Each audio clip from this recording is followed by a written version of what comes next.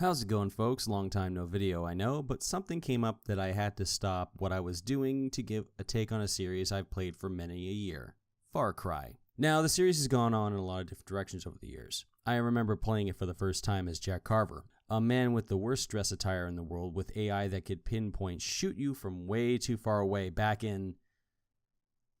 Wow, I feel old. The latest game, Far Cry 5, has stirred up some people online for its depiction of the bad guys in the USA where the story is set. Rural Montana, where a group of fundamentalists have taken over an area, are kidnapping people, and generally being a lovable cult of Looney Tunes you are sent in to stop. Now, we don't know much more about the story itself, but since this was made in my native country of Canada, and I am half American, I think I have some say in what I picked up as wrong, and maybe some of you may want to hear my 2 cents of this if you want to criticize the game.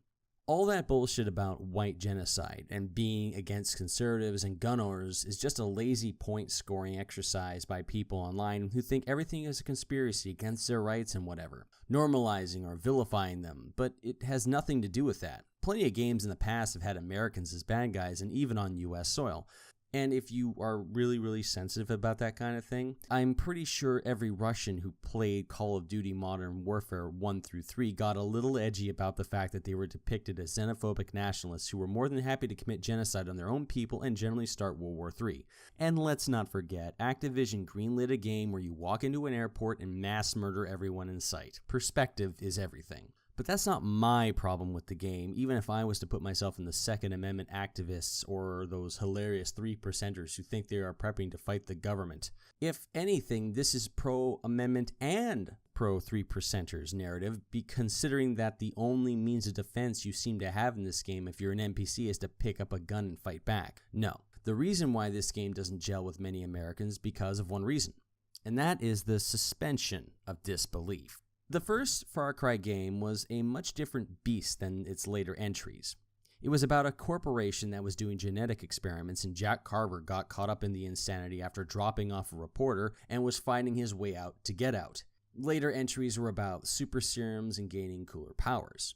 Our suspension of disbelief is instantly taken away because we can tell this isn't really set in a modern day or real world. The second Far Cry game was about a CIA agent going to Africa and killing a gunrunner. We as a Western audience at our core can rationally see this happening because Africa has a lot of places that has a lot of hot spots where this could happen, and even people in Africa would say sounds legit. The third game was about several college kids getting kidnapped by South Asian pirates, one of who is out to save his remaining friends by any means necessary. We can see that because human trafficking is a real thing, and Voss sold us on being the right kind of crazy that has been so viral ever since. Love you, Mike. You need to be in more stuff. The fourth game was about a guy going into a war-torn country run by a dictator who you decide to overthrow. Again, this is the part of the world we as an audience can see this as something that happens in places run by a dictatorship. Now, that brings me to this game. This game is about a single sheriff sent into an area of rural Montana to arrest the head of a cult who's involved in armed kidnappings and, from the looks of it, straight-up murder, arson, property destruction for those who resist. The cult is clearly shown to be heavily armed, going as far as to carve the words of the 7 deadly sins on their bodies and take people off at gunpoint to be saved. This is actually unbelievable in the context of a modern-day USA. I can hear you already. Jack, we have Looney Tune cults in the US in the past. There are a lot of cults in the States right now I can point to. Google it already and your whole argument is invalid. Oh, I won't deny it, astute Google researcher. I have a search bar too. There's one big difference. No cult in history has done anything close to this. The Waco siege happened because of the suspicion of illegal weapons and the accusation of child abuse by the Branch Davidians, and that was a single compound. The recent Oregon militias led by the Bundy family, while in your face and very armed, never fired any shots at the police or even took anyone hostage. Even the biggest death cult in history, led by Jim Jones in the 1970s, only became national news after they shot the senator and killed themselves en masse. Other smaller cults have committed murders, but the numbers of these cults were very small and over a very long time away from the authorities. They were trying to hide their intentions. They weren't advertising it. You don't need to bring up this anti-conservative bullshit, and follow me along here and you'll find out why you should be actually offended. Let's ask Ubisoft for clarification.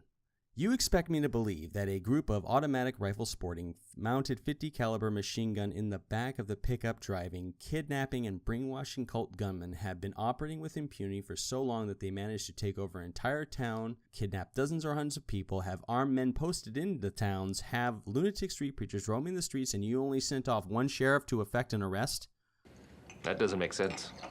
Are you fucking serious? If you want an outrage, try this on for size. If you have any respect for law enforcement, this should make you go through the roof, and everyone who is in law enforcement would be hitting the moon right now. How shit at your job does Ubisoft think you are that you'd let this slide for this long and let it get this bad? There are so many things you'd have to fuck up royally. Like I'm eating paint chips for breakfast instead of cornflakes, stupid. And since Ubisoft hasn't addressed how this came to be, I'm not buying the situation, and I can see why others wouldn't too. There are over a dozen agencies I can think of right now that would have either known of or actively investigated this cult long before they would have started taking over towns. There would have been online videos, confrontations, and since I know Montana is a big gun state, there would have been probably started to be active in armed standoffs with the local population against these whack jobs. Whenever they started, it would be found out on day one. It would be over on all across the news the next morning. It would be across the entire internet on day 3. And by the end of the week, every single one of these agencies with possible involvement of the Montana National Guard would have been called in to deal with this. Why? Because of one thing all the other game situation didn't have: infrastructure and governments able to intervene. This is not a third world country. This is not some far off land. This is Montana. This isn't GTA where the world is meant to be an off-the-wall parody, or Call of Duty 3 where the US is being actively invaded by a foreign force. This isn't set in the future or a post-apocalyptic setting. And if they knew about this cult, they only sent one sheriff from the Montana Highway Patrol? Unless there was some supreme catastrophe and the rest of the state can't respond with more officers or call for help, you can't expect me to buy into a situation where a man is taking a stunt plane and strapping on chain guns to it. For that matter, where are the police in this situation? I know the developer said Montana is a place where people want to be left alone and are very independent, but this is fucking ridiculous.